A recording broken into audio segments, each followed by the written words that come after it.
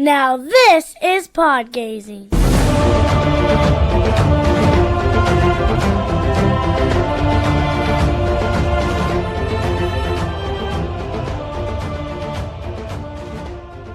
What is going on, everyone? I am your host, Star Wars Gazer, for this week's episode of the Podgazer podcast. I am joined by, in my eyes, a celebrity, because I see this dude almost on every Star Wars theory video or all these convention videos. Mr. Josiah Brah, how are you? I'm well. How are you? Doing well, doing well. Weather's a little outside, but we make do. It's actually cooler out here, honestly, and I'm in Arizona, so I mean, it's gonna get hot, but I'm enjoying all the cool that I can. Yeah, there you go. What's cool to you? What's cool? To me? Well, I want to say, honestly, cool. I want to say 70 degrees, 70, okay, or maybe 80. But once it gets like August, when it's like 118, 120, that's when. I don't know how you deal with that. Because for me, like today, it was like a high of like 45 out. So, and I'm out walking in it all day. Yeah. Oh my God. Crazy. But I don't necessarily mind that kind of weather. It's jeans and sweatshirts. I love jeans and sweatshirt weather. Mm-hmm. So, oh yeah. You know what? It's just with me.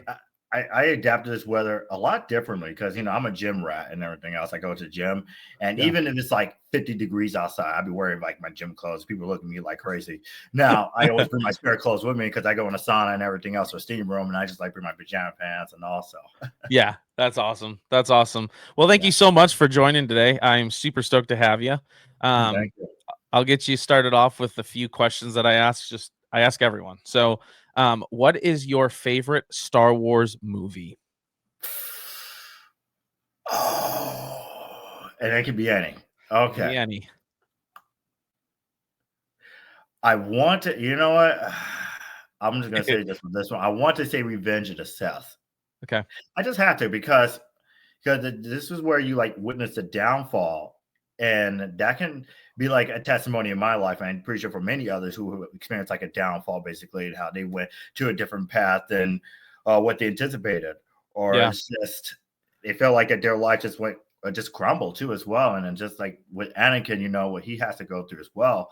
It's just he was doing this out of love that he had for Padme, this and that. He felt like what he was doing is for the good, and then it turns out that it was worse than he ever thought. So it's just like what Obi-Wan told him, that you became the very one that you sought to destroy. So it's like I can relate that to a lot of things in my life too as well. It's like, wait, what? But dang. Definitely that. Heck yeah. For me, that's a close second. I'm a big Empire Strikes Back guy. But Revenge of the Sith is definitely. Are you still there? No, I'm still here. Yeah. Okay, your picture froze, so I had to ask. No. But no, you're good. But yeah, Empire for me is number one. I'm a big Empire guy, and then very close. I mean, it's like 1A, 1B, Revenge of the Sith. Right. Well, since we're gonna do that, I gotta say, okay, let me just say my second favorite. I have to say this, but it has to be Rogue One. Honestly, Rogue One. Yeah, I will say this is where Disney did it right. Yes, 100%. Yeah, I think this is where they did it right as far as the storytelling, because it really got us to. It's not really much focused on Jedi at that point. This is really focused on like humans like us, rebels, and trying to fight against the Empire. I think that's what made it more authentic. And it's just like the storyline has a seemingly leads right to the New Hope. It's just like perfect. Yes, I agree 100%. And I love like those filler stories are the stories that we want to see. Like, at least for me, that's what I want to see. There's a lot of things that like filler stories that I think would be really, really cool. Like, let's get a Vader Star Wars story right after Revenge of the Sith. Let's watch him trying to learn how to use the Force through his mechanical everything now. Like I think that'd be sweet while he's hunting down Jedi. Like, oh man. No, because I could say the same thing about the Obi-Wan Kenobi show. Because personally, I love the show. That's just me. I think there were just a lot of things that I think they kind of fall short of. One of them is which they focus more on Leia and then Reva, of those two characters as well, than focus more on Obi-Wan. Correct. And I think it was something that Star Wars Theory, he shared this one guy. I forgot his name though. Stuart Beatty. Yes, him. So as I was listening to that podcast, I was like, this is the biggest miss that Disney ever did. Yes. Especially if they're going to take legacy characters like that. And then it's just started to crumble right there and then, bro. It's like, but overall, though, I still root for season 2 of Obi-Wan Kenobi because I mean, it would be great. It really does want to do it, And I think right now, the only reason I would like the show, and I think many people will agree, because I think that's the closest thing to nostalgia from the as well. And that's why with me, when I watch that show, it just made me feel so happy. Is that, man, seeing you and all that again. And although I have like little criticism around it, but I still overall like the show. Yeah. I love that towards the end when they first start fighting and he's like, "Have you come to kill me, Obi-Wan?" And he does this classic, "I will do what I must," and it's just like, yeah. I even have you when I met him at SpaceCon. I even have him signed that right on the Obi-Wan Kenobi figure as well. So heck yeah. I love it. Obi-Wan Kenobi is my favorite. I'm cosplaying as Obi-Wan Kenobi when I go to ICCC. So everybody got the beard for it. I do. I got the beard. I'm growing. You can't tell right now because of everything, but I am growing out my hair too and everything. So dude, that's awesome. Yeah, I'm stoked. Awesome, so all right, what is your favorite Star Wars TV show? And if you want, you can pick one from animated, one from like live action TV. Okay, we'll do that. We'll do that. Animated. Ooh, that's a good one because there was two that I like. It was Clone Wars and The Bad Batch. But if I were to choose one, it would definitely, I think, Clone Wars, obviously, because it fills up so much gap than what we have missed in the prequels as well. And I felt like it kind of redeemed itself. Like some critics who didn't like the prequels at that time, but when they saw the Clone Wars, and even Sam Witwer, he even brought this idea that how it just made sense of what they did for the Clone Wars, how it's all seemingly tied together. It would have been too much to put in a movie. Yeah. So I think it was a really good filler gap as well. There are parts of the Clone Wars to see when I watched it. I think it was like I didn't watch the show until a year after it came out because I first remember the movie when it came out, 2008. So there was a movie first. And then when I watched the Clone Wars what I really like about it too, because of course of new characters and get to see Anakin first apprentice Ahsoka. But I think what I got a little bit confused watching that show, it was a little bit choppy in a sense. Whereas when you get into like season 5 and 6 and 7, that's where almost like chronologically. Right. So it was kind of hard for me to catch up over the years, and I watch it. And then now, just last year, I decided to let me watch the whole full season again. And it's like, wow. And there were some scenes that, I remember this scene. Oh, God, I don't know. Like, yeah. It's funny. When I first watched the Clone Wars, it was like the very beginning of 2017. And I had just moved down to because I'm from Wisconsin originally. I moved down to Nebraska. And I remember I was trying to clean or do something, and I wanted to set something on for my kids. And I turned on, I want to say it was Netflix at the time, because I think Netflix had Clone Wars for a while. And I turn it on, and I'm like, cool, cartoon Star Wars. The kids will love this. So I turn it on, and I'm in the adjacent room, and I'm listening to this as I'm doing stuff. And I'm like, wait a minute. And I like poke my head in the living room, and I'm like, next thing you know, like I'm on the couch with the kids sitting there watching it. And like, it was really good. I've had a couple people tell me, like, I mean, Revenge of the Sith was great, but they were like, the Clone Wars really helped me get into the prequels. That's what really got me like even more interested in the prequels. Because you gotta start somewhere. Yeah. Because and Star Wars is really a generational thing. You have like the older generation. They say, well, let's watch 4, 5, and 6, and then 1, 2, 3. But then George Lucas told Tenet Purpose watch 1 through 6, and that's my Star Wars. That's always will be. It's just and somebody really asked me that, like, well, what would you watch first? I was like, it has to be prequels. I mean, or else it's going to leave so many questions. I think that's where a lot of people fall short. And when they watch the originals, it was like, well, how did Darth Vader became to be? How did this happen? Okay, watch the prequels. Exactly. Whereas I like to watch it, from chronologically, so it wouldn't leave much of questions later. Which, of course, Star Wars is always going to be many questions even after, because Star Wars is never-ending storytelling, which I do like about it. New ideas and same. It's a never-ending story, and I love it. Like, there's so many things that you can do. It like he created such an amazing world. He really did. Yeah. How about? Go ahead. Oh, you want to get this? Last thing to share too. So my very first Star Wars I saw in film was The Revenge of the Sith. It would have been Attack of the Clones, but here's what happened though. If you kind of think about it, so Spider-Man came out with Tobey Maguire. Yes. So I was 5 years old when it came out and everything else. Literally, right next to the theater was Attack of the Clones. My brother went to go see, while my parents dragged him to go see Spider-Man. You're like, let me go with him, please. I mean, hey, look, you know what? I'll count it as a win as far as nostalgia, because I mean, seeing the first Spider-Man movie, that's pretty big, and that's good. But I really want to see Attack of the Clones, so I found a little redemption when I see Revenge of the Sith when I was 8, and I can't wait. And that's 20 years, and I'm about to be 28 actually, right before it comes out. So sick. Long time. Heck yeah. Yeah, I was 5 when The Phantom Menace came out, and that was the first movie I had ever seen in theaters, period, was The Phantom Menace. Man. So for me, The Phantom Menace holds like really nostalgic value, Right. Oh, absolutely. And and it was like 2001 that my brother, I think it was like 3 or 4. So it was like 2001. That's what really I heard of Star Wars. My brother's the one showed me The Phantom Menace and Attack of Clones when it came out. Then until it came out on VHS, Attack of Clones, then my brother showed me that. And I remember the figures back then. And I remember because I was even 3, yes, and I can remember it so far early in age. But when I was 3, my mom got me my very first Star Wars toy, and it was a Qui-Gon Jinn's lightsaber. So it's one of those lightsabers, you gotta hold it, you gotta swing it, and it's hard to push with your hand. You gotta push on the ground. It's one of those ones that you flick out and it's like dun, dun, dun, dun, like telescoped out. Yes. I had Qui-Gon's, and then after Attack of the Clones came out, I had the electronic version of Anakin's. Oh, see, that's nice. Yeah. See, and I don't think I remember any I remember Attack of the Clones, but I don't think I got any of them. I just know I got like 1 or 2 things from the Phantom Menace, but definitely Revenge of the Sith. Oh yeah. Wow. I wish I kept out. I wish I had like one of those figures. There's some I think I only had like 1 or 2, but I definitely remember getting those helmets as well when it first came out. The Darth Vader helmet, I wore that for Halloween. So yes, I love it. And like you said, now it's 20 years later. Like I remember first seeing the commercials for Revenge of the Sith, and like seeing like they had like the overview of the Jedi Temple March, and it was like I can still remember the font style that they used on the like. That's how vivid it is when you're watching that. You're like, oh yeah, I remember this. Like, man, even PlayStation 2, Star Wars, PlayStation 2. I definitely remember that. You know what?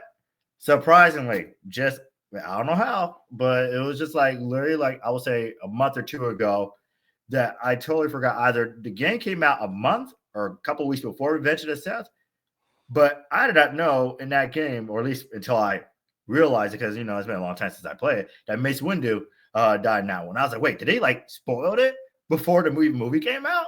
I was like, what? I just realized that, and I was like, that's crazy. Have you read any of the novelizations like Attack of the Clones or anything like that, or Revenge of the Sith? Yeah, I did. Because I know there was one book. I think it is mostly take place right after Revenge of the Sith. I think you may know what I'm talking about. It came out like 06, 07, I think. I think I know what you're talking about. Yeah. Oh, Dark Lord. Yeah, possibly. Yeah, I think it's Vader, like the upright, like of Vader coming up or whatever. Yeah. I was listening to a couple of audios of that. Like it took place like minutes after Revenge of the Sith. Anakin realized what he has done and all through his head, the younglings and everything else. So yeah, that was it. Yeah, it was funny. So I've been rereading Revenge of the Sith, and there's one part in there today that I was so I'm a mailman, and I was carrying mail, and I was dying laughing. Like when Obi-Wan Yoda go back to like the Jedi Temple, the way they get in is Obi-Wan acts like a hunchback, and he like talks in this weird voice, and he's got Yoda in his arms like a baby, and he's like wrapped up, and he like talks in this weird voice and is telling the clone like he's got like one of their Jedi babies, and like the clone like goes up to him and is like, man, that's a really weird looking baby. And he goes, well, how do we tell if it's even a Jedi? And then Yoda goes, by my saber you will know, and then like does this thing. It was hilarious. I'm like, I want to see that on screen, man. Oh man, how the whole saga will turn. Right. It was awesome.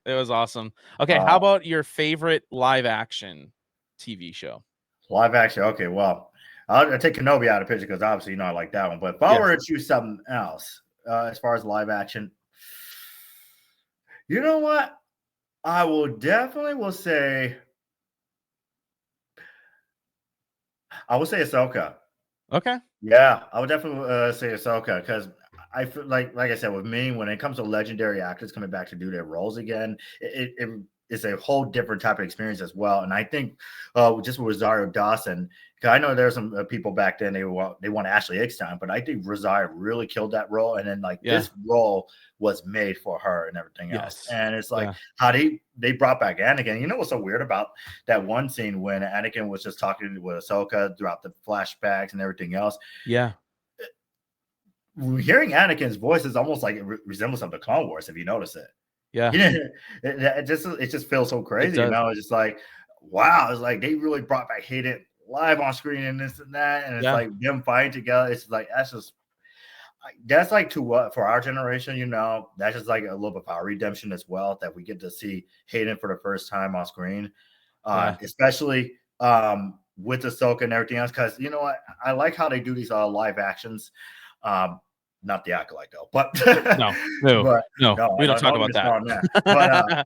But it's definitely like the Book of Boba Fett, which I say that show could have been a little bit better as well. But it's like bring back Tuma Morrison as Boba, which is the same actor that played Django, right? And it's like bringing back these others, like it's just that nostalgia.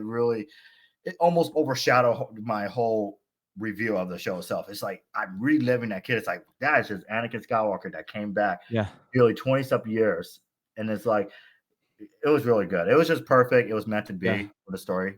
It was cool too, because it was like when you read about like Hayden Christensen. I mean, when he knew he was getting this part, he said himself he went back and binge watched all 7 seasons of the Clone Wars. Yeah, and was like really getting into it. And it was cool to see his training with the gal who played young Ahsoka. I can't remember her name.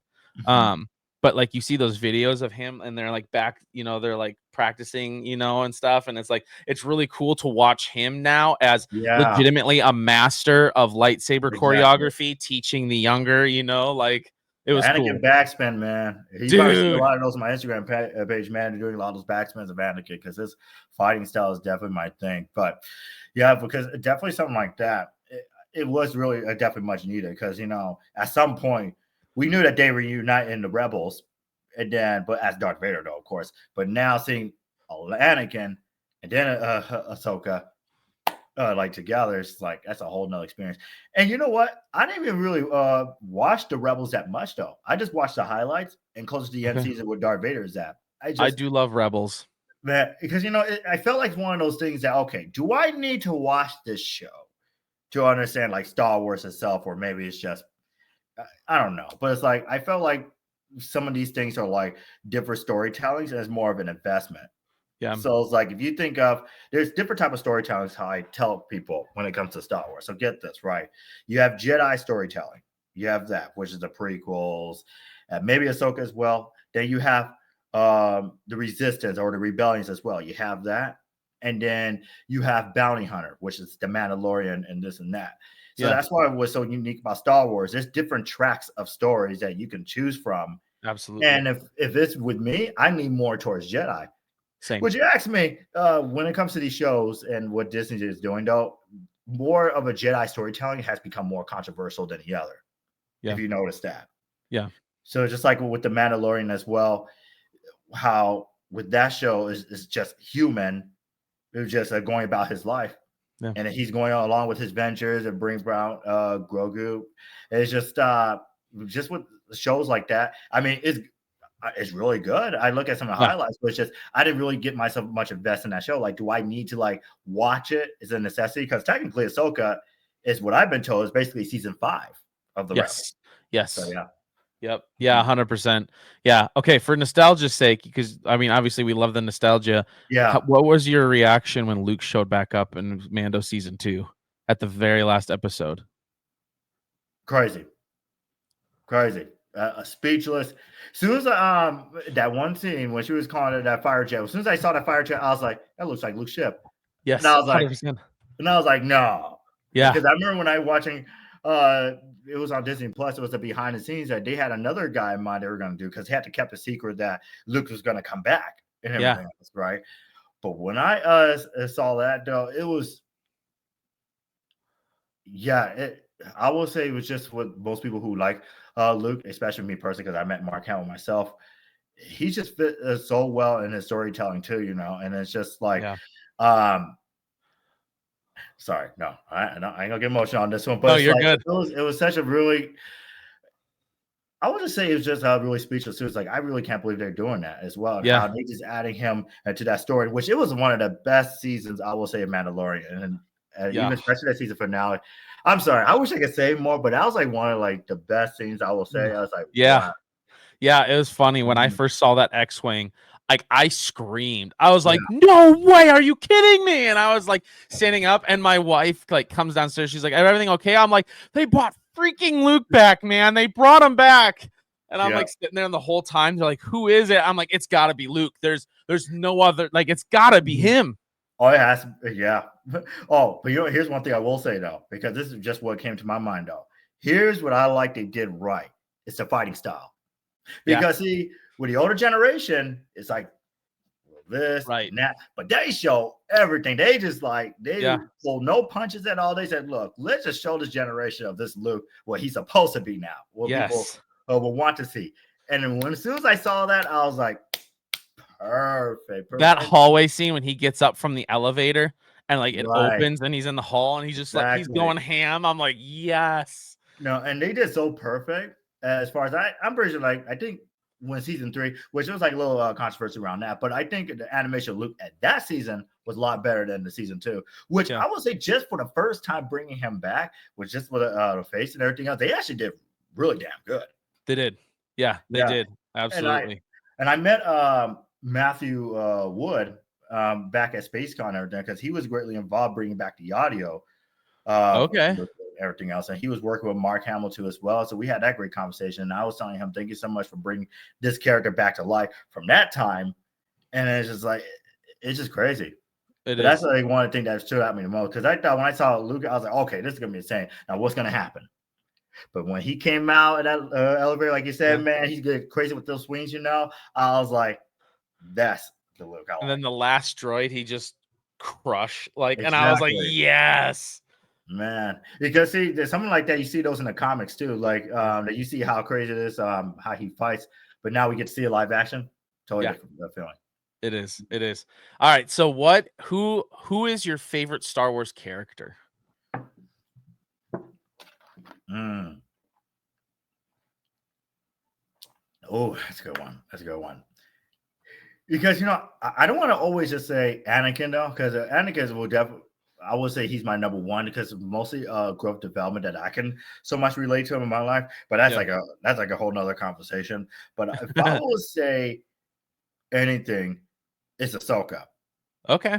Yeah. The reason why I would say Ahsoka is because she's bold and she's fearless, basically, and how she just wanted to leave the path of the Jedi, because she wanted to do things her way too, because she questioned a lot even throughout the season of the Clone Wars, like how the Jedis should not be doing this and that, while everybody else is going by the books.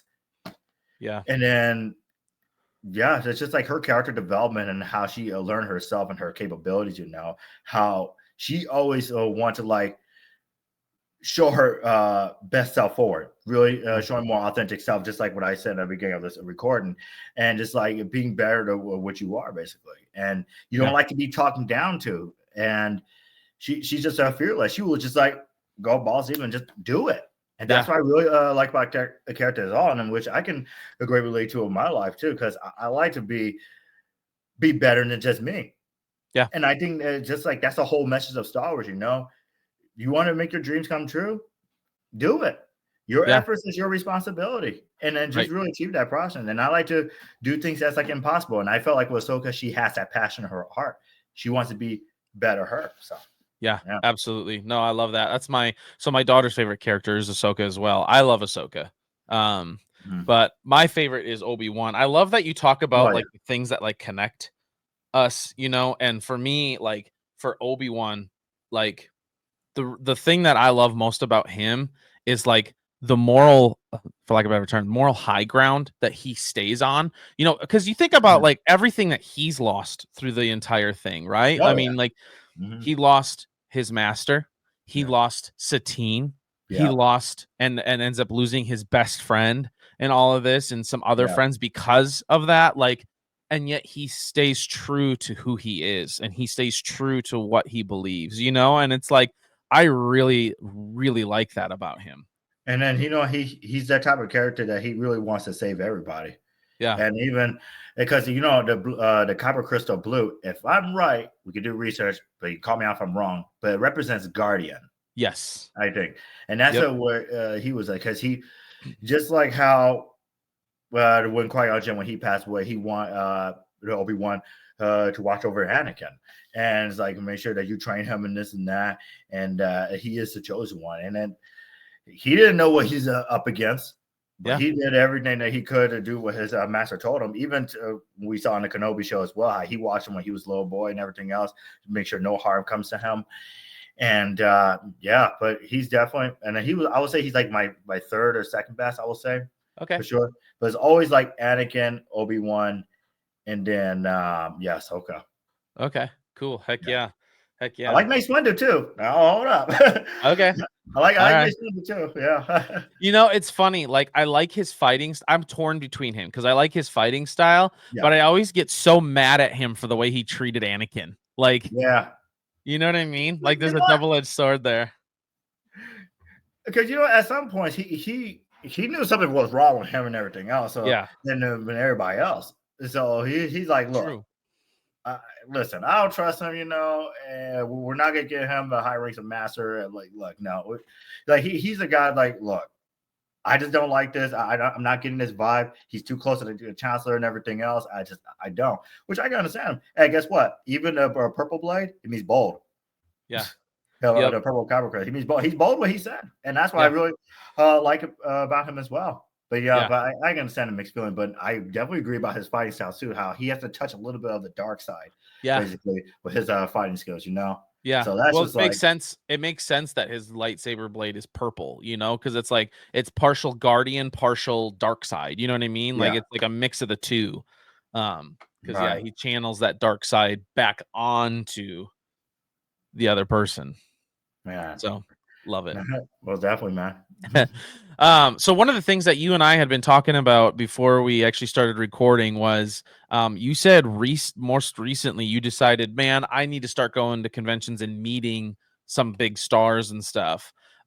So let's talk about that. Let's talk about like what got you onto that journey of I need to meet these stars, and then like let's talk about the stars that you've been meeting.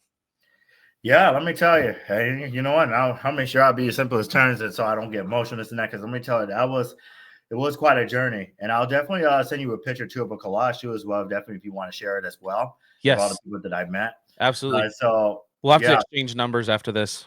Yeah, definitely. But let me tell you. So it started when I was watching Ahsoka series and this and that, right? I was watching Ahsoka series and I watched the whole show and I love it very much. And then I think it was right around November or something like that. It was right around November. It was at Fan Expo San Francisco. Okay. Which I completely missed about, which I didn't find out until I will say like around December that Mark Hamill was there. And I was like, what? I missed that?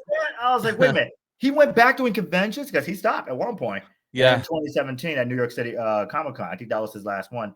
And then that's what we did Fan Expo San Francisco. Then in my mind, I was sitting back in January because I was like, I don't want to just go to my regular local cons again because I'm seeing all these things on my Instagrams and Facebook. Everybody getting picture with Hey Newman from years back at celebrations and then it's like, wow. I was like, okay, now I have to I want to do something like this. In my mind, I was like, look, what I'm about to do here is crazy because I've met well over, I will say about 17 Star Wars celebrities from May to January. I will say. Yeah, about 17 Star Wars celebrities. Let me tell you, is missing a car payment worth it? At least once. I'm so responsible, or missing a credit card payment? Absolutely. Because these things you only do just once and you only live once. Yeah. And so in my mind, I was like, okay, I know the local cons I have right now, because see, I'm from Arizona. We have this thing called Phoenix Fan Fusion. They used to be good over the years. They fight celebrities every now and then. My very first celebrity I met of Star Wars was actually Ray Park during the 20th anniversary of Phantom Menace. Dude, stick. Man, I do, but oh my god, he's such a genuine person. But let me just so I won't get sidetracked. But no, you're good. You're good. This is great. Yeah. But for Phoenix Fan Fusion, I was like, okay, I'm gonna hope they're gonna invite somebody there, something like that, because I was not gonna go until I found out Natasha Bordizzo, the one that plays Sabine Wren, was gonna be there. I was like, oh, okay, because I did, like I said, I did like the characters. I was like, but I need a little more than that. So I was like, let me just wait out on that. But it was not until February that I found out that Hayden Ewan was at MegaCon, and I missed it. And I was like, you gotta be kidding me. They got everybody there. Tuba Morrison, too. Of all people, Tuba Morrison? What? But I was like, oh my God. But yo, as soon as I saw that, I was like, that's it. I'm pulling a trigger. I'm going out of state conventions this year. I just like, you only get to live once, and it's about to get good when I get more to the story. But like, SpaceCon came around. SpaceCon came around, and I saw Hayden was going to be there, which this was a brand new con. So it was a startup. I never heard about it. I didn't see no reviews about it. It was brand new. But I know the showrunner, I think his name was Bob, he also does superhero comic cons, which he also invited Ewan McGregor back in 2022. And I was like, okay, I'm going to assume that if Hayden's going to be there, maybe Ewan's going to be there too. So I was like, you know what? I ain't going to take no chance. Bought the tickets. And that was going to be my very first out-of-state convention, and then I go to Phoenix. And then when Phoenix Fan Fusion came around, they invite Eman Esfandi. I was like, okay, I definitely going to make sure I get those two. Heck yeah. And that's a kind of a little bit of a kickoff from there. But even though SpaceCon was not until months and months away. But then I think it was around May the 4th weekend, and this is where it gets good. May the 4th weekend, somebody in the group chat, it was like, I think tickets were about to go on sale for another celebrity, something like that for SpaceCon or something. And somebody in the ACE group chat, they said, can you make sure you don't announce anything on this day because Mark Hamill's ticket's about to go live? I was like, wait, what? What tickets? Mark Hamill? What? I was like, wait, Mark Hamill, what? Because I was like, no. And I literally GM'd that person. I was like, give me the time, what city? And I look it up, Fan Expo Chicago. And I didn't find out until that very night on May the 4th. And I was like, okay. I was like, as far as funds is concerned or whatnot, and the financial trouble I may linger about, is this what I really want to do? Because I was like, it's so far away. I was in Arizona, I was in Illinois, and I was like, you know what? I'll wait for SpaceCon. I'm pretty sure he'll do it again. But in my mind, let me tell you, bro, I will say the tickets went live that Tuesday. I will say from that Sunday, Monday, I was tossing and turning in bed. And my anxiety attack was crazy that Monday night. I barely had no sleep because I was like, you know what? This would be the biggest celebrity I was going to meet, the biggest caliber. I'm going to have to do it. Fast forward to that Tuesday morning.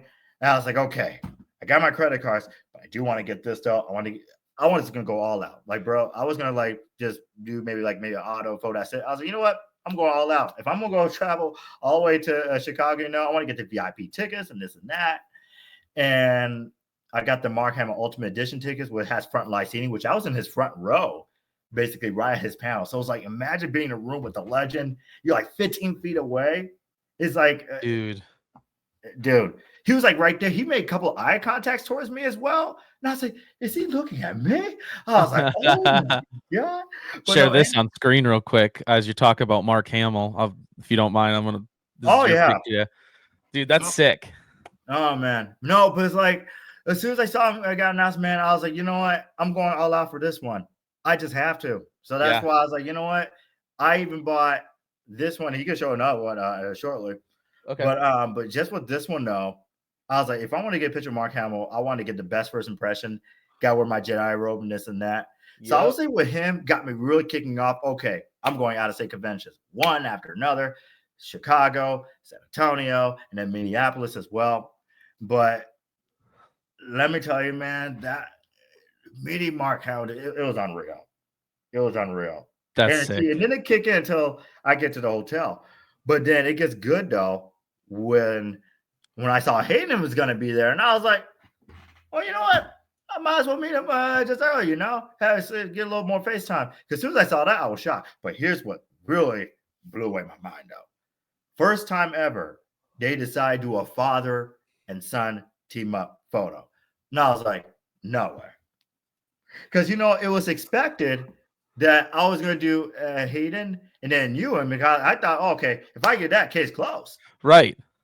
But let me tell you, when I walk into that photo op, man, when I walk into that photo, we're talking two legends from different the part of Star Wars. Excuse me, that's a lack different of eras. Yeah. Yeah. We're talking about two generational legends. Yes. Combined at once. So when I met Hayden Ewan at SpaceCon and everything, that was like really childhood. I was really getting emotional. This was something I never saw coming. I remember when you watch, if you probably bought maybe the Blu-ray disc, or maybe I want to say it was like a VHS, but it's the one that shows Hayden Christensen at the very end of Return of the Jedi, this and that.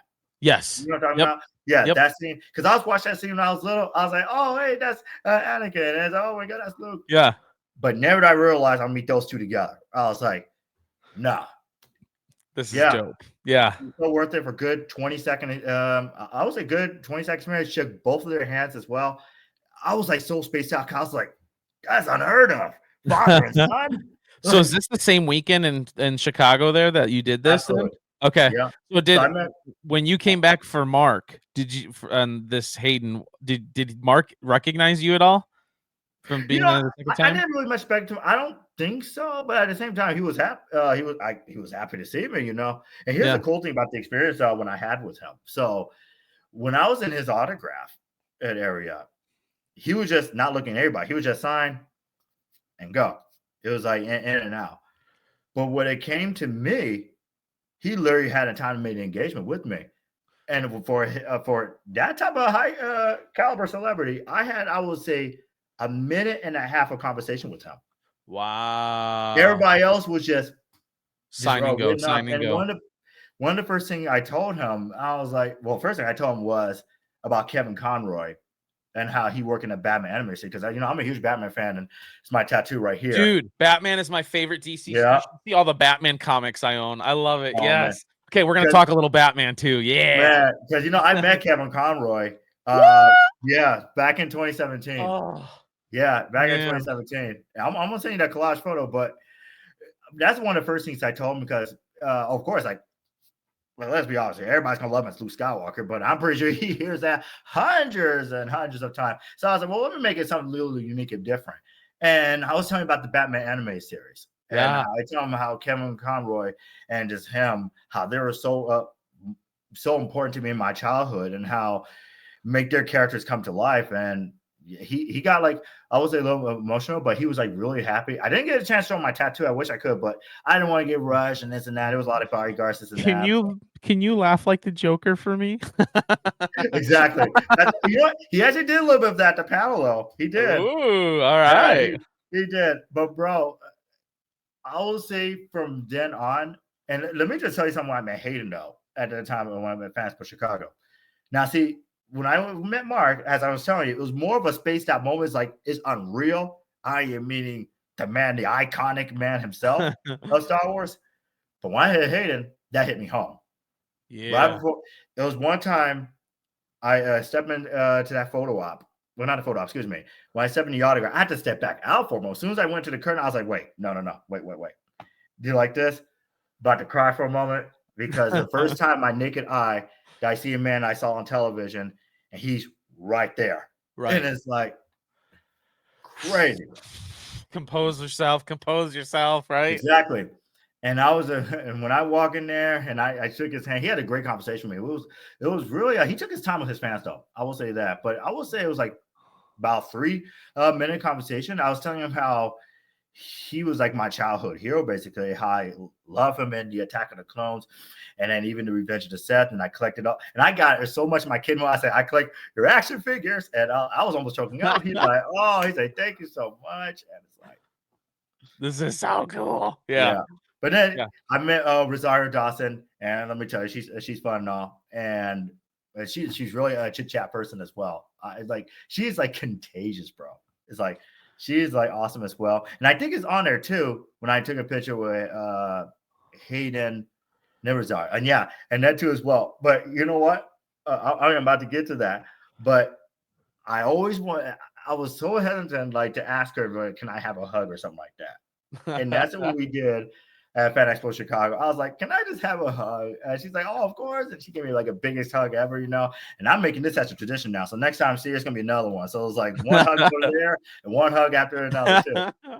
Dude, you're right about her. She, in my opinion, she fits grown-up Ahsoka like to a T. Like that grown-up Ahsoka was made for her. Oh, it was perfectly. Yeah. No, but just when I did like a Hayden Rosario, it was an unreal experience as well.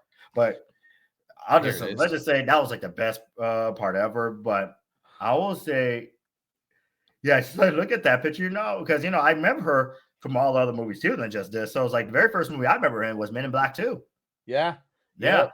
And I told her I had a huge crush on her, this and that, when I was really little. And she was like, you still have a crush on me now, right? I was like, of course. I was like, yes, absolutely. I was like, you crazy? Yeah, but you're not age a day. I was like, so beautiful, man. But that was like a great picture. So it was like watching that scene. And let me tell you, what's the episode called? It's episode 5 of Ahsoka. But every time I keep watching that scene of Hayden and Rosario when they did their fight, yeah, I just call Other Worlds. I forgot what it's called, but that one, I always keep looking back, pulling up my phone of the pictures. I was like, wow. I said, that's crazy. Because ultimately they were like about to be my duos. But then, yeah. I love this one. This is great. What I want to do the next time I see him is do a lightsaber pose, which I did one with Hayden Newen when I was at SpaceCon, which I did that. But I want to do a single one. Like if you look up the Ewan McGregor one right there, yeah. Oh, yeah. There it is.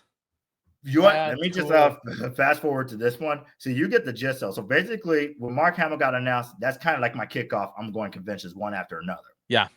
SpaceCon was more focused on my childhood because at SpaceCon, there was a lot of prequels of the actors that was there as well. And it was awesome too. I got to meet his wife, Mary Elizabeth Winstead, as well. Ooh, Syndulla Hera. Yeah. Well, so she was she is such a sweetheart though. That's cool. They were gonna have a ghost team photo op with Mary, Eamon, and then Natasha. But Natasha, unfortunately, she got canceled for something for a project. So I was like, man. But hey, you know what? The best part about it, we got the season finale duo because remember they reunite at the very end. He's like, hey, Hera, I'm home. So yes. we got that. Yeah, out of all of them, there's 2 people that I want to meet, and we'll get to this next person next that you met. Right. But Ewan McGregor, obviously my favorite Jedi. Yeah. And then this man, Mr. Tamara Morrison. So Obi-Wan's my favorite Jedi, and generally Boba Fett's my favorite character. I am a massive Boba Fett fan. I love the show too. Like I said, there's a lot of things. Here's the deal. I didn't actually care for the show though. Yeah, no, but I actually like what you said. I'm sorry. I didn't. So I was just gonna say. So like, I actually didn't care for the show at all. Right. Like I like that they brought Tamara Morrison back. Right. But for me, Boba Fett is a badass. He is my way, or I'm gonna kill you where you stand. Exactly. And so for him to come in and go, I want to get along with everybody and hold hands. I'm like, that's not Boba Fett. That is not Boba Fett.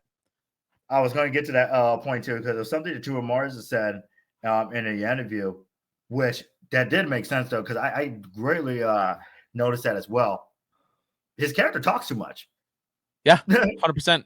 Like he talked too much, and I felt like what they did to that character is really disservice.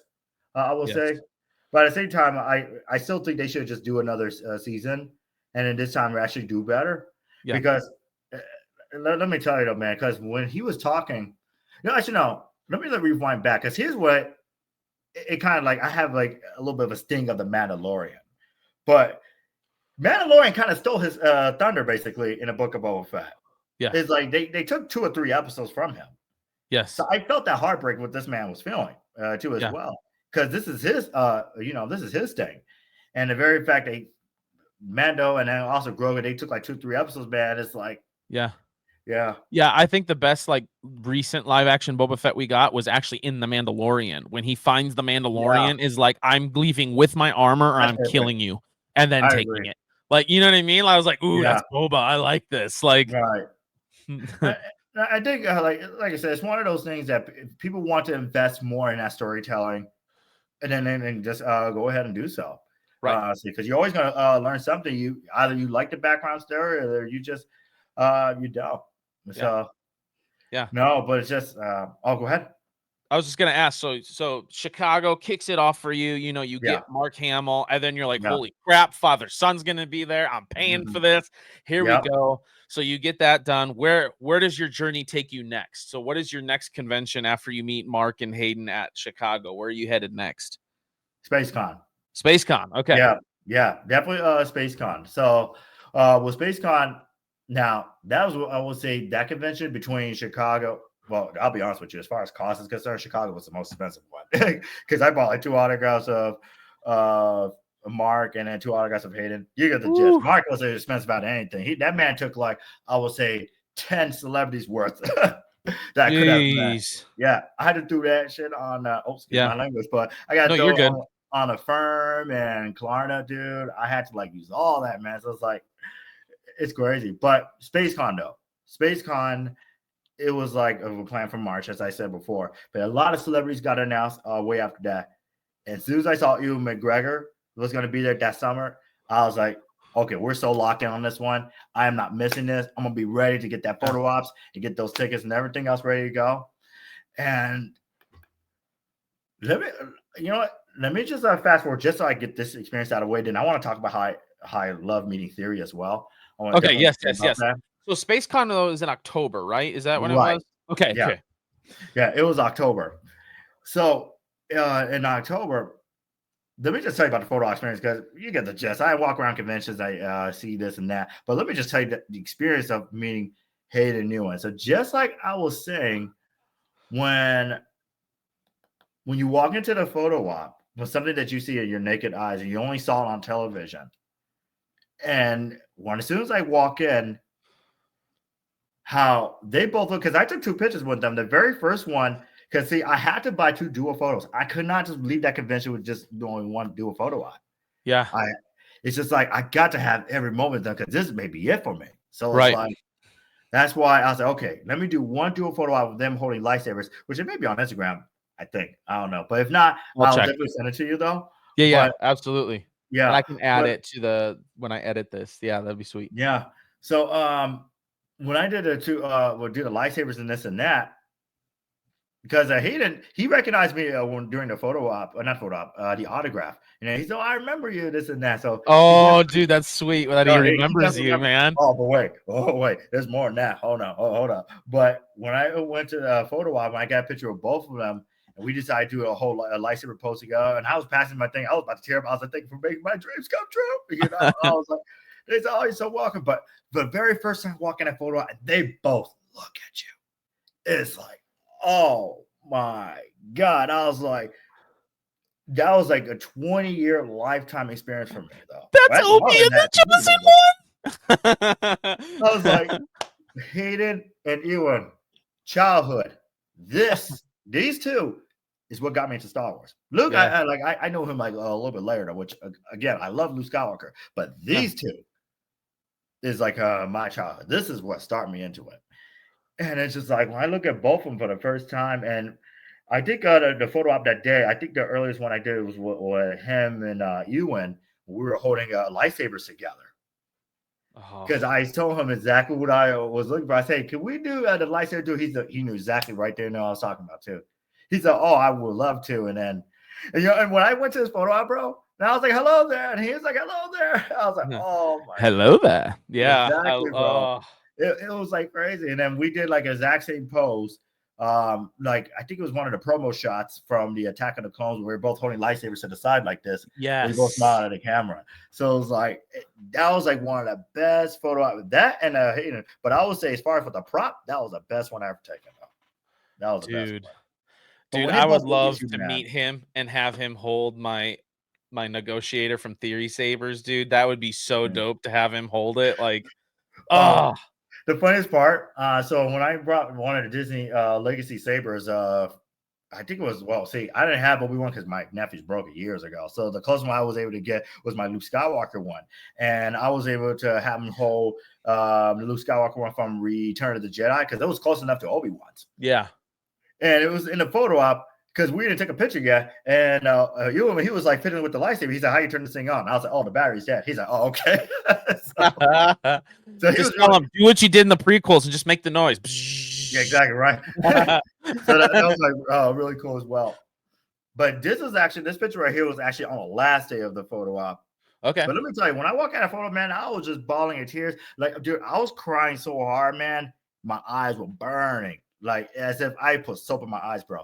It was just like it hit me home. Yo, I love it. But when we did we just roll faster. When we did a second photo, because this is actually the last photo, but so pretend this is revisiting this one. Because I saw the panel with Hayden Rosario, and I was in the front row seat. I was really cheering him on, this and that. I was like hyping everything up. I love it. And then, because Hayden meets everybody. Yeah. But it's like the next day when we took a photo, and as he was like saying goodbye to this one person, and then he was looking at me, he was like, "Hey, what up?" He's like, "Hey, what's up?" And he said, "Wait, hold on one sec." And then, as soon as the person walked away, he said, "Oh my God, it's great to see you again." And then it's like. And this photo right here, because I was like, I turned to Hayden, and I was like, "Hayden, can I have a bro hug?" He's like, "Of course." He gave me the most biggest bear hug, man. Because I was like, "Look," because they said no touching and all that photo op. They rushing this and that, and I was like, "You know what? I don't know if I'm ever gonna have this experience again. Let me just ask." I asked Hayden for a hug. He's like, "Of course," without hesitation. His arms already ready. And dude, by the time I turned around, looked at you, and he was already ready with his arms. And all that. My man, I love it. I was like, I hug Obi-Wan Kenobi, and I was literally about to cry because he was that first Jedi then Anakin was that I discovered. So when I hug you, and it was a little bit different. It's like, man, it's almost like, okay, let me tell you. So you remember the Obi-Wan Kenobi show, right? Yes. Okay, because I like to make in reminiscence of some things, with my experience, but how Ewan, excuse me, not Ewan, Obi-Wan, he was hugging Leia at the very end. Yeah. And how they were hugging each other. I almost felt like that moment. Ooh. I was like, yeah. Man, I would love to meet these guys, both of them for sure. Like, but especially, like I said, Obi-Wan's my favorite, man. Dude, you will love him. Yeah. He's a chit chatter. His agent was really nice as well. And I would say, but yeah, he's really interactive. He actually loved the Kyber crystal because that's at this convention. I gave Hayden, Rosario, and Ewan a Kyber crystal necklaces. Oh heck yeah! Hayden loved it. Ewan really did love it too, and the Rosario, she went crazy on it too as well, bro. Heck yeah, just really to sum it up, man. Just with SpaceCon, I met Ahmed Best, I met Ming-Na Wen, I met Giancarlo Esposito, and I did a lot of good team up photos. And really, what iconic, like think about it, father and son, and I did Hayden, Anakin and Snips, Ahsoka. And then I went to Minneapolis, which I did the Master and Apprentice, basically, of Ian McDermott. Now, dude, Ian.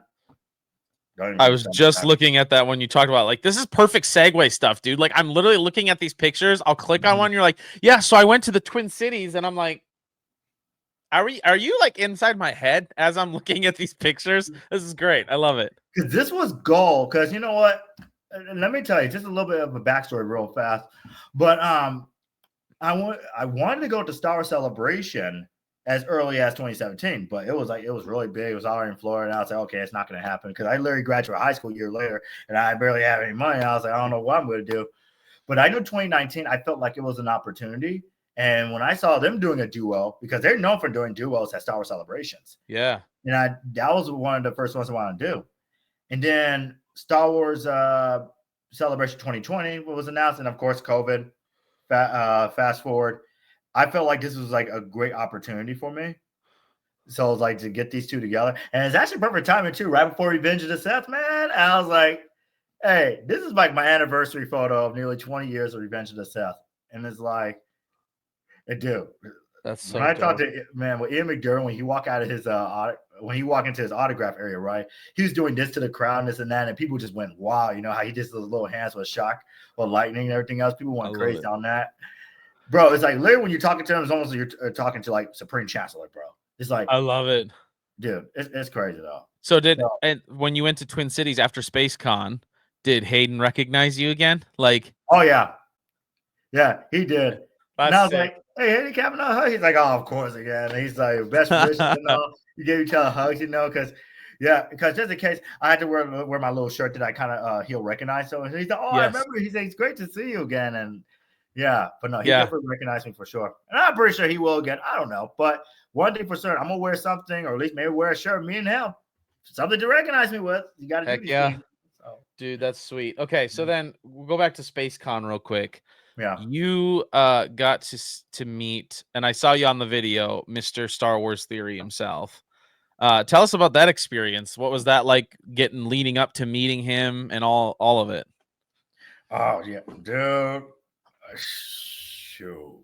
Let me tell you, man. No, but it's like he was one of my favorite YouTubers too, and especially when it comes to Star Wars. His channels always appeared on my feeds. And when I was telling you before, because I didn't discover his channel until I would say a year later, like 2017, when Okay. he did a lot of what if video. Yeah. And let me tell you, so you could just search anything of just what ifs. Like it could be just anything that you can never even think of. He already has a video right there. Yes. I was like, what? And then one of the things I told you earlier, because I was like, what if Anakin never took his seat like Mace Windu told him? And it was already a video of that. And I did a comment on there one time. I think that video was like 2021, I think, or 2020. It's been a while. But when I comment on one thing, he said, I did like a little bit of a role play, basically. That Mace Windu said, take your seat. And then Anakin's like, well, I'll take yours instead. And Mace Windu's like, okay, gets up and leaves. I was just wondering how that be a little bit funny. Basically, he just gets up and leave after Anakin takes like, I'll take yours instead. But it was quite That's funny. hilarious. And Jerry liked that one. And I was like, oh man, he likes it. But what really got me engaged into his channel was the Shards of the Past. Yes. The Vader. It was like a Vader fan film, which I'm really Yes. excited for his next 2 or 3 episodes that he's going to do later this fall. So I'm really Dude. excited for that. I am so stoked. But when I met him, I was like, he's my very first, I will say, and I'm going to say iconic, because to me, he is iconic for a fan. Yes. For what he is. He's iconic for what he does, basically. And he really does love his fan base, man. And it's like, it baffles me in how people just treated him, basically. Because people call him. Because I saw your videos a while back when you were talking to one of the owners of ICCC, how you were like raging on his comments on Instagram. How they were calling him a homophobic or a racist and this and that. And I was like, he did not. I'm a black man myself, man. Like, not one time. See, I know racism when I see one. This wasn't it. This man was just saying an opinion that I happen to agree with. Right. And it's like, he did it. It struck me as a racist. It's like, I think people just really just respect one another, And that's when I met him, I was like, I had to tell him that. I was like, bro, what I appreciate about you, because there's a lot of things that I wish I could say on Instagram. Yeah. I'm afraid I'm going to get canceled and people just block me and this and that. Yeah. And it's like, when this man, he can just say wherever he wants, he speaks his mind. And that's what I solely love about Nia, And I was just telling him that thank you so much for not just that showing your boldness, but thank you for expanding my knowledge of Star Wars itself than in my own general research. Because there's some things that he talked about that I didn't even ever think of. And I just so happened I've been a fan for a long time, but I'm just now finding out about this idea. And I was like, whoa, I never even think of that. Yeah. So when I met him, man, I was showing him like the past comments how I compliment his videos, and just like one of the funny ones that I mentioned to as well. And the first thing I want to give this man a hug, though, because man, he's down to earth, the most authentic human being, bro. That's it's like, cool. Yeah. And that's the problem. I think a lot. I mean, there's storytelling problems too, but like I think that's a lot of the problem with like the fans being so divided is people. As I was talking to Bryant Collectibles, people are so easily offended nowadays. That's my homie, You can't talk truth anymore, right? Like if you don't agree with somebody, you're all of a sudden, like you said, a racist, a homophobe, and it's like, hold on, hold the horse, like. All right. Just because I disagree with you doesn't mean I don't like you. It's just I don't agree with your opinion. Can't we like have a civil discussion about this and like actually talk about it and like agree to disagree? I have really good friends here in town that I love dearly, but there's some stuff we disagree on and we'll talk about it. It might get a little heated, but at the end, we're like, you know what? Like, I still like you, dude. You know what I mean? Like, No, I just when we get back to this, being more civil. I definitely Yeah. agree with that. But because when I was meeting him, because like I said, I watched some of his videos. There's some things that people will find controversial, which I can understand their side of view and whatnot. But see, I'm more of an open-minded. Whereas years ago, I was more of a closed-minded person and say, hey, my ways is right. Fuck everybody else, you know. Yeah. But it's like it's more of I open my mind a lot more. Basically, sometimes that's what you have to do. Basically, you sometimes you got to challenge your own beliefs. And you just like you have to, regardless of what you believe in, you have to just challenge yourself. And when I talked to him, I asked him some tough questions too. And you know what? And I was just like really challenging him. And guess what? He's that type of person. He's willing to talk to anyone. Yeah. He's not going to shut you out. You just Yeah. got to like give the man a chance and just hear him out. Yeah. And that's the sad part, you know, with like me, my buddy Star Wars nerd, my buddy Kyber Forge, we were able to announce Theory going to ICCC. Yeah. And like there was like so many people that were upset and like, I'm not coming to the con. And I'm like, listen, you can still go to the con and just not go to his table. There's millions of other things to go do. Go do those other things. Like you don't have to, no one's saying you have to go to his table. Like if you don't like him, that's okay. There's some people they go so deep into it. They say, "Well, I'm not going to go there because this and that because I go by principles." Okay, but at the end of the day, the event's still going to go on. People are going to walk past the table. Exactly. Oh, exactly. You don't give a fuck what you think. You know, the show is going to go on. You know, but let me just tell you something about Star Wars Theory though. That I wish. I think I did talk about that when I was at SpaceCon 2 as well. But it's like as far as like meeting people like him who are like influencers, because he, you know, his profile like he's big for Star Wars. Yes. And then when you mention Star Wars, especially Star Wars here, people know exactly what he is. Fortunately, you don't get a lot of people that say, "Oh yeah, that racist and all that." Man, it's not. He's the most authentic, the most sweet and humble man that I ever met. And let me tell you, man, it's like because he followed me on Instagram, and that. Yo, and that blew me away. I was like the happiest motherfucker alive, and I was on my way to the gym and everything. And I almost like literally, I basically like shed a tear for a moment because, you know, for people like that, you know, it's very rare. Yeah, it is rare. Like, see, like these influencers, like, see, there's some fake ones and there's some authentic ones. He's a real one. Yes. You probably heard this chick, Carly King or something like that. Yeah. She's one of those influencers that she cannot critique or offer no criticism at all for Disney and this and that because she had to always say something positive so she could get, you know, more the free movie ticket. Else, yeah, get more to premieres. And I've been seeing, and you know, look, I know this is recorded, but I'm just gonna lay it out. Since we're already saying, yes. I'm just gonna lay it out. But like, she's as fake as like anyone else I could think of. Yeah, she did some great, cool lightsaber videos, this and that. But it's like, let me tell you, man, she charged people for autographs at conventions, though, as I saw. Yeah. She charged people for autographs and this and that. Well, Nia, he did it for free. He's willing to have a conversation, this and that, free photos. But whereas with her, she charged people autographs and this and that. And he has more bigger profile and bigger following than she does. So it's like that. I know that's the thing.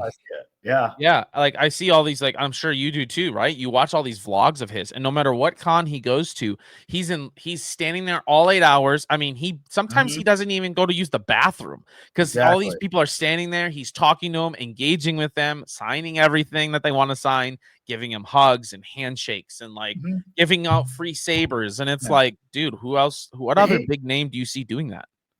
And you know what? And exactly, because he's really authentic. Because when he followed me, because you know, when he followed, I was for one shocked though, and I was like very emotional. That'd be so cool. Yeah, because dude, but it's just like how I put it this way, because even a couple of times on his stories that he's been posting my lightsaber videos and this and that. I saw over the last couple of days. I was like, "Ooh, it's Josiah." Yeah, but I was telling him, I was like, "Yo, thank you so much, man. Fuck the haters, bro. You're like the most real one that I ever met." Because you know, he didn't had to follow me. He could have followed a lot of people that I may not know of, and there are other influencers. They only follow people with big profiles and that, but he followed a lot of low profile accounts and that because he find like the most genuine people in that small. He knows how to choose his people, and I'm really glad I'm one of them too as well. And you just don't get much real ones like that these days. They just all in for getting invited to premieres. They don't criticize for nothing for what Disney is doing as well. Because that's the thing. What's happening right now? We don't have no authenticity in Star Wars when it comes to creativity and this and that. Are you doing that just for clout? Are you doing it just to do whatever you want with it?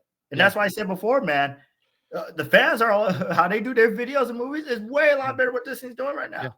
Well, that's why, like, even with my own channel, right? Like, I like having actual conversations with people like you, like yourself. Like, I love doing like videos about stuff I love. Like, today I came out with a video, last night technically, but like about Obi-Wan, right? It's the novelization when he's inside the invisible hand, right? Talking about how he's so in depth with the Force. He is the lightsabers. He is General Grievous himself. He's R2.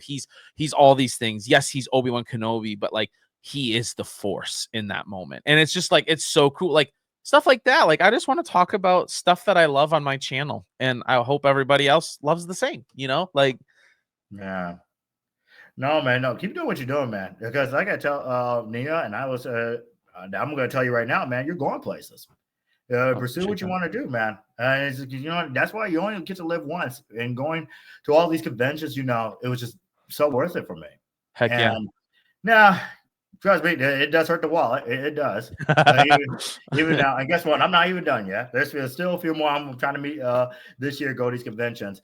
I really want to go to ICCC, but I will definitely go next year for sure. But I'm going to be at Rebel Scum. I am going to go back to SpaceCon because, little insider, I know there can be a little more bigger Star Wars celebrities as far as like headliners and even first timers too. So I was like, man, if they pull off Felicity Jones or something like that, even though she's not first timer, she did convention before, but if they could bring her back, and I think Genevieve O'Reilly, she's the one who plays it starts with an M on her character. Mon Mothma? Yeah. So hopefully she'd be there as well. And I keep forgetting these actors' names, but it's like the one who plays Krennic from Rogue One. Oh yes, I like him. He's good. If they bring him to SpaceCon or do a convention, I'm gonna be there. Yeah. Are you going back to Chicago at all this year? Nah, I just don't see it. Yeah, I just don't, because like I said, there's so many. I'm at the point now with a lot of people that I met a lot of people now. So I'm at the point now, like I'm a little content, like, okay, I'm willing to go to a convention if I want to have the experience, this and that, or it has to be a really big, it's going to take Keanu Reeves or somebody to maybe go to another convention. Even though that would be never possible, but I mean. Yeah. I love it. That's why I like going to conventions, man. It's like, we feel like family, Yeah. Everybody's is authentic. Everybody's real with themselves. That's why I don't like fakes. Yeah. I don't like that. Yeah. Be real. Me neither. Yep. Same. Just be real with me. That's why I tell people that I know, like, here's the biggest thing. Be real with me. I don't care how bad it hurts. Just be real. Like, we can work it out. Like, the one thing we can't work out is if you're being fake. I'm sorry. You just can't. You're being fake and soft. And that's the important thing, soft. Right. Yep. Man, and that's what we see a lot too, because if people are just like, oh my God, like, why they had to cancel Acolyte and this and that. That show was bound. I already knew where the show was heading. And, I was hoping, I'll be honest with you, I was a little bit hyping up that show because you know what? It was a lot of these rumors that I was hoping that they'll talk about more of a storytelling of Plagueis, which they show me later in the season finale, though, but I don't mean nothing now because I don't like the show right at the end of it. No. That's like water over dam at that point. But like, I was hoping they bring about that, how maybe we'll show a young version of Palpatine, how he became to be, as how it led right to those moments of Phantom Menace. Hopefully it would have been something like that. Then it was totally something different and everything else, in which I knew what they were doing with the Acolyte. They were trying to recreate the story of Anakin. I don't care. You can't tell me 100% that it was that one scene of the Acolyte where I forgot. I don't even want to know what the character's name, but he was like, "Oh my God, the M counts were off the charts." What? No, that's Anakin. No, yeah, he's the only one that's got the M count that's off the charts. He's the only one that was created by the Force, not these two twins. Like, no, get that out of here. Like, and even I'm going to try to really make as much sense to it as possible. But with Carly King, when she did a reaction video, which I see her point of view, this and that, but it was one thing that she said too. She was like, "Oh my God, the hate is almost like the reminiscence of the prequels." I was like, "No, it's a totally different." Yeah. I was like, "No, it's not even the same." No, I told somebody this the other day because they thought the same thing. They were like, with the sequels and with the Acolyte and stuff, they're like, it's like the prequel hate. I'm like, it's not the same. It's not the prequel. Like, here's the deal: prequels had the hate, but here's the difference. The story made sense and it connected to the originals. So when you go back and watch it, there might be things like Jar Jar Binks that you might not necessarily like. I get that. That's okay. Yeah. But the story is consistent and sticks with what the original story was. The sequels and the Acolyte, no. The story isn't consistent and doesn't make any sense. Because I followed her, and as soon as she said that, I was like, yeah, no, we're done. We're done. Yeah. I was like, this ain't gonna go anywhere. I was like, no, it's not the same at all. Because even with George Lucas, and yeah, there was hate back then. Because I watched multiple interviews with celebrities, like Sam Witwer was one of them. How he mentioned, I think, how he didn't really much like it, but when he saw the Clone Wars and that, it just made it totally make sense. Because even at some point with George Lucas, when he talked to her, Hayden a new one, it's like, hey, look, it's gonna feel a little bit shaky just for a moment though, but it's gonna be so well worth it because that the movie was made for our generation. Yes, it was made for us. Yeah, you know what I mean? It's almost like what Mark Hamill says, like, look, if you think it's gonna relive your childhood and this and that with the Force Awakens, this ain't it. He said it point blank. So it's like he said as I forewarned you because I'm letting you know. So it's almost like what the prequels was, what George was telling you, the new one. That hey, yeah, absolutely. Well, I know you have to get going here. You got some. You're all about the workout. I know you. I lift things up and put them down. Yeah, I love it. Mark my words. If I hit 315 on bench, I'm walking out of there shirtless with a black Jedi robe with like a madman, dude. It's like spinning that lightsaber behind your back. Yeah. More new tricks are coming too. So more new tricks because I had to look at a lot of videos, man. And it's like, okay, let me do some of this, mix it with my own. Yeah, that's what you got to do. Because if you kind of think about a technique, because I'm really attentive to details of those things. Yeah, it's only like 3 or 4 moves when it comes to spinning. It's just the movement, how you do it is what makes it feel different. Yes, it will make it your own. Yeah. So before we leave, tell us where people can find you on all your socials and everything. Let us know where we can find you at. Yeah, so I'm on Instagram, TikTok. I'm active on it right now, and a lot bigger plans are coming very soon with these ones. So it's not gonna be just when you lightsaber. Another big one's coming. I wish I could say it now, but I can't. Sometimes that's okay. That's okay. You sometimes got to move in silence, But I will tell you, big comes later. But you can follow me on Instagram as well, and then also you can follow me on TikTok as well, which I'm still actively growing on there too as well. So it's Josiah Brahh. It's the same thing as you see right there as well. So it's just Josiah Brahh, and just follow me from there, man. Heck yeah. I'll put a link in the description of the video of your Instagram so people can go follow you there. Hey, thank you so much, man. Thank you for making it so comfortable. This is my very first podcast, so I know I'm a chit chatter. I hope I am too.